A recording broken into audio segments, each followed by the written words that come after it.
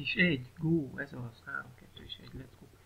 Na, egy nagyon, szerintem egy vicces, nem is vicces, hanem, de vicces humoros videóval jönnék, de tényleg szerintem no comment, szóval kezdjük is, nézzük meg.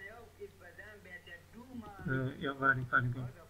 Szóval, ugye, hogyan kell a nőkkel bánni, nézzük. Ha nem is olyan jó kép az ember, de dumálni tudja. Az a fontos, hogy ha nem is olyan jó kép az ember, de dumálni tudja. Igazol. A nők nem szabad szavó hagyni jutni, azt mindig főzni kell, mint a kaptás a fazék. Főzni kell? De nem, hogy nem tud vele szórakozni egyáltalán, hát ugye így, mert hát beszélni tudtam, az biztos. Beszélni tudtam, az biztos, de aranyos. Nem tud vele szórakozni egyáltalán, hát ugye Hát én... mert hát beszélni tudtam, az biztos. Én is.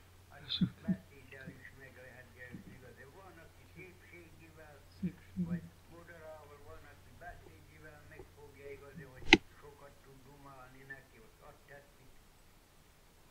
Hát így volt.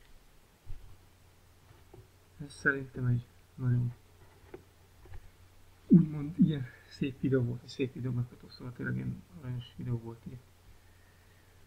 Bácsi elmesélésében, nekem nagyon szimpatikus volt ez a bácsi, igazából ennyi lett volna ez a videó, szerettem volna megosztani. Meg ugye egy teszt is, ez már 4., 5., nem tudom hogy.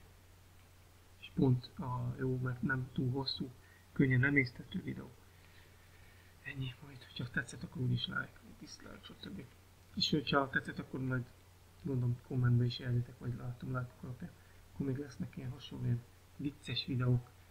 Nem azt mondom, hogy na mindegy, nem azt mondom, hogy akár, hogy ilyen lesznek, vagy hogy szeretnék például film vagy sorozatokat is elemezni, de ilyen vicces retro videó sorozatom szerintem lesz. Vagyis, hogy jönnek az ünnepek, és akkor akár ilyen szilveszteri, Gárdony is ilyenek, vagy tényleg amit itt találok, mert ezt is így, ugye ez a tévét már tegnap láttam, nem tesz a csatornát, de ezt a videót, ezt most így, mondom, ezt mindenképp fel kell vennem. Ennyi lett volna, köszönöm szépen a figyelmet, repjön!